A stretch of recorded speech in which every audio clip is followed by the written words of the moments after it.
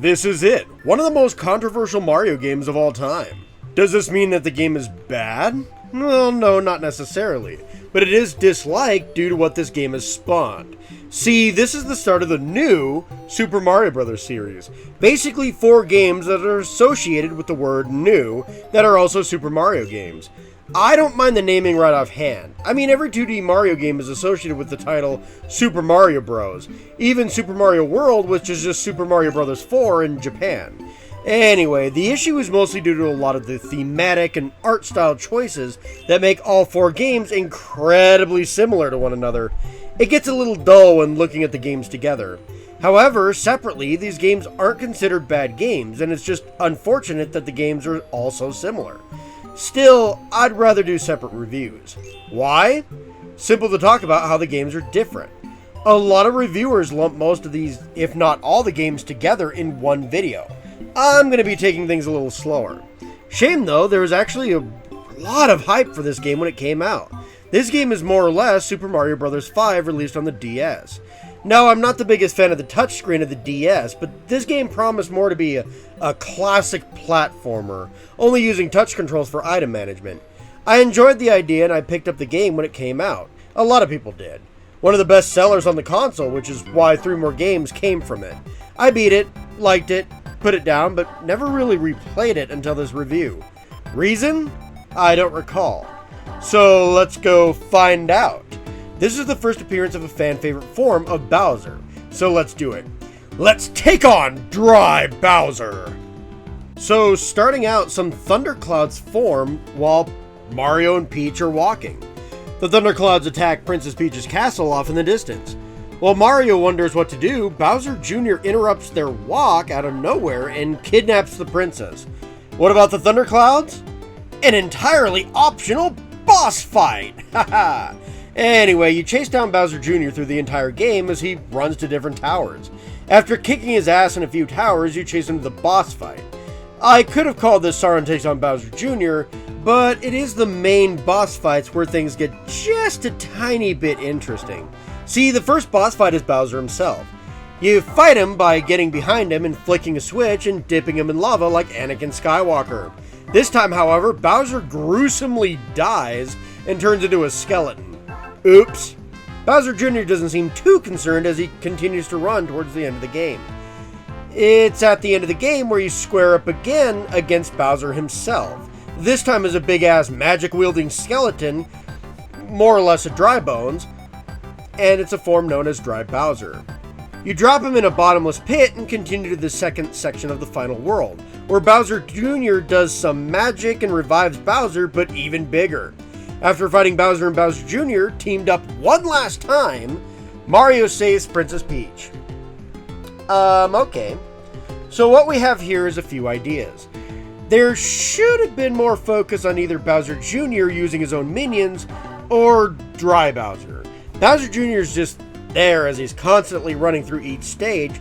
You have the Lakitu that hits Princess Peach's castle for some reason with lightning, and then Dry Bowser.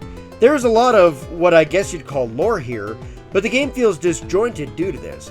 However, there's a number of simple and original ideas here too. Yeah, it should have focused on one of them and flushed them out more, but I'll give some added credit to, basically due to how charming this whole game is. Yeah, I actually really like the idea that you can see Bowser Jr. running through each world on your first playthrough through the map screen. I like how he's dragging Princess Peach. The animation is silly, but overall fun. I love Dry Bowser's design. He looks so fearsome, and it's indeed a fan favorite. It's cool to see a Lakitu boss fight who is obviously the one attacking Princess Peach's castle. The realization of this is fun, and small details like this are nice. Actually, all the boss fights look pretty decent. Peter Piranha even shows up, and he looks pretty good in this game. The DS wasn't the greatest when it came to 3D games or models, but at the proper aspect ratio, the mix of 3D and 2D sprites actually looks pretty decent. Now, blown up, well, no, it looks ugly as hell. But that's not the way you're technically supposed to see this game. The level themes are pretty basic though, almost one-to-one the same as the themes used in Super Mario Bros. 3, excluding the big world. Instead, they have a poisonous jungle world instead. Yeah. Overall, this theming gets boring later on, but since this was the first 2D Mario game in a long time, I can forgive it for now. Also, not the biggest fan of things reused. The music isn't for the most part, but a lot of the sound effects, I think some of the 3D models are all reused and borrowed from Mario 64 DS. Don't believe me? You can play all the unlockable touchscreen minigames here from Mario 64 DS, except you don't have to unlock them here, you just kind of have them. Neat. Anyway, there's a lot of reused, but the music is rather new. The overworld theme is an absolute treat, and even has the enemies singing and dancing to it. While this may mess up a bit of timing with jumping on enemies, it goes in an element of strategy too. And seeing the enemies dance and sing along is obviously charming as hell.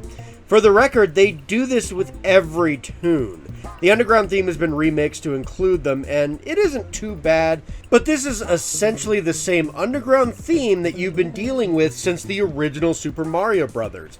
It's been remixed to death, and I hate to say it, there are better remixes out there. The athletic theme isn't too bad, and the water theme is actually really relaxing. The only other tracks I like, though, are the lava level theme and the credits. The lava theme reminds me of Paper Mario, and the credits remind me of WarioWare for some baffling reason, even though I've never really played the WarioWare games. Regardless, the rest of the music is passable, but nothing remarkable. In fact, none of the music is remotely iconic compared to the previous Mario games. Again, it's not bad, but when matched with the 2.5D graphics, makes this game stand out a lot less comparatively. And yeah, if you didn't think I was going to criticize the gameplay, you're wrong. Mario feels so heavy in this game. He is actually somewhat difficult to get used to. You can still move him in midair, that wasn't removed or anything like that, but he is sluggish when doing so, making things a lot trickier than many of the games before this. Now, that doesn't make the game super challenging, it's just something difficult to deal with, especially if you played any of the other classic Mario games. The only time this is actually frustrating is when Mario is swimming. He carries his momentum a lot while swimming, but stopping or even building speed back up? Yeah, this is the chunkiest Mario in any platformer I've played. Might want to lay off the ravioli there, plumber boy. But what about the power-ups? Well, there isn't much here to be honest. The Mushroom and Fire Flower return as helpful as they were in previous Mario games. Then there's the new shit. There is the Mega Mushroom allowing you to be Mario-Zilla, smashing and bashing anything in sight for a limited time. Fun, but limited, especially in some levels. The Mini Mushroom weakens Mario to where even stomping on enemies is impossible, instead needing a ground pound. Oh, I forgot about that. Mario has most of his moveset from Mario 64. He can ground pound as well as wall jump. Yeah. This does open up a lot for 2D games, so I'm glad they're back. Anyway, the Mini Mushroom allows you to run on water and go through small pipes. Still, it's more like a power down more than anything. Last, we have Shell Mario. This is fun, but so damn unruly, I always die with this thing on. Mario can swim better, making it great underwater. However, on land, you can duck to block projectiles, but running turns you into a freaking Koopa shell. On paper, it sounds cool, but once you're flying by in a turtle shell, you're probably going to die when bottomless pits enter into the fray. Ugh. Look, offensively, this is awesome because, like a Koopa shell being thrown, this more or less kills everything in front of you. However, when you jump, it becomes a problem, and getting out of the shell is very awkward. By the time I'm out of the shell, I've already fell and died. Oops. Anytime you add bottomless pits with this power-up, the fun becomes less practical. Still fun, I suppose, but yeah. Overall, while the design works, it has a lot of problems with it. With Mario gaining weight since his last 2D game and the power-ups being fun but not very practical, there's some problems here for sure. So the level design here is going to be kind of interesting. First thing, the levels, while themed to certain areas, aren't always held down by that theme.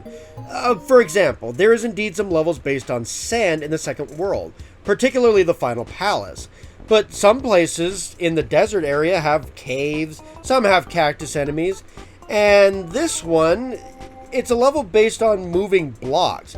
Yeah, I suppose it's a callback to the desert level from Mario Bros. 3, but it isn't the same either.